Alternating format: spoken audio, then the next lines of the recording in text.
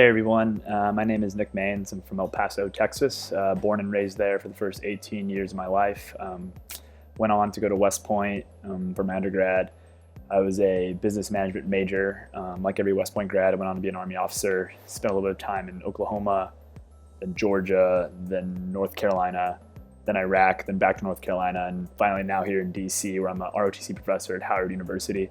While I've been here, I was able to pick up my master's in higher education administration. So very fortunate to be able to do that.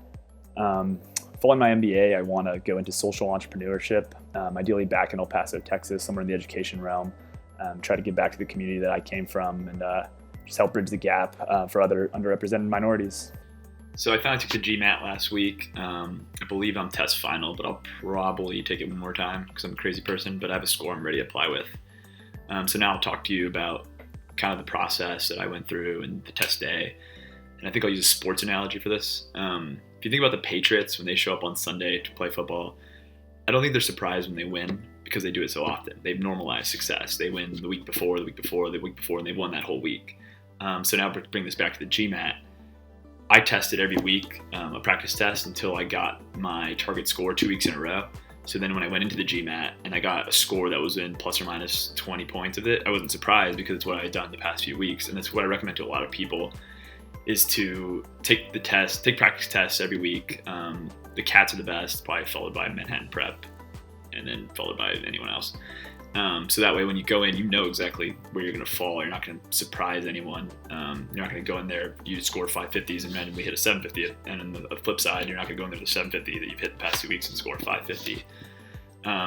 So the test isn't actually that day. The test is more so the hundreds of hours you put in leading up to that day. So my confidence level right now is about a 7. GMAT final, working on the essays. Maybe after the essays, it'll be about an 8. So this month's topic is imposter syndrome. I think it's something a lot of us applicants deal with as we go through this process. That feeling of inadequacy. Should I even be applying? Am I good enough? I like to counter it. I think that's something that we can have the most control of, what we tell ourselves between our ears.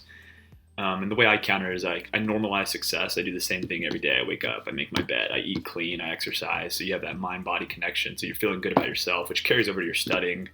And I found that to be the best way to get through this. Because if you feel good, if you're meditating, if you're eating right, it carries over to your studies and it carries over to the application process. And you start to think of yourself as a winner.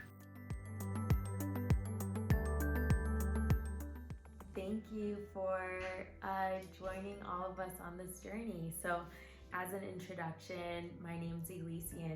I grew up in Atlanta, Georgia with my 2 parents and my twin sister, who's actually starting her MBA journey this fall. And I went to Boston University for undergrad. I majored in mass communication with a minor in French, and I graduated in 2015.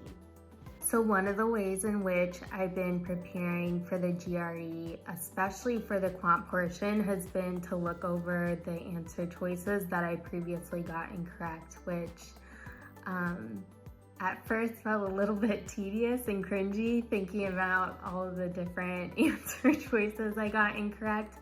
But I will say, as time goes on, I can see the progress that I've been making with understanding some foundational quant concepts. So I'll show you all the module that I've been using.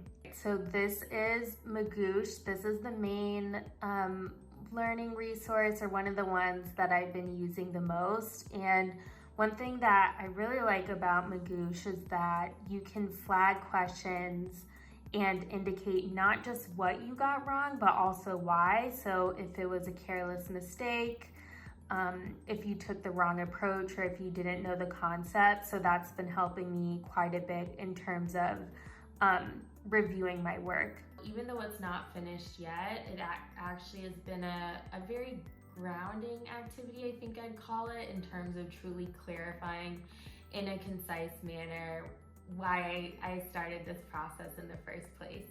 All right, so this is my goal statement. I'll just show you all. There have been so many notes, thoughts, iterations of this one statement. I think I've looked at this document at least 50 times and I'm still not finished. I think the hardest part about writing a goal statement is the exercise of trying to consolidate all of your hopes and dreams and expectations of why you're getting an MBA into just a few sentences. But I would say the value in this exercise has certainly been that the more I hone in on this introductory reason as to why I'm pursuing my MBA, it's certainly helped to act as a guiding light for my essays that I've begun to think about. So a topic that is probably super pervasive across all of the candidates who are going through this process is imposter syndrome, which reflections on that have mainly been just the dissonance between what we tell ourselves sometimes versus what we tell other individuals. So an example of this has been that a mentee of mine through a program called America Needs You for first generation college students, she is applying herself to transfer school. So we're going through a somewhat similar process together. I'm applying and she's transferring, but a lot of the facets of the process mirror each other. I think about my relationship with my America Needs You mentee, and I've seen her go through feeling the sentiment of imposter syndrome as well. But when I look at her and all that she's accomplished and her uniqueness and her ability to step into a room where she may not have the same experiences or background or may not even look the same as other individuals, but how much she has to offer and how that otherness actually makes her just as valuable in terms of stepping into a room and seeing that she truly deserves it to be there. So I've tried to remind myself to practice that same positive self-talk that I often give to her, but don't always lend myself.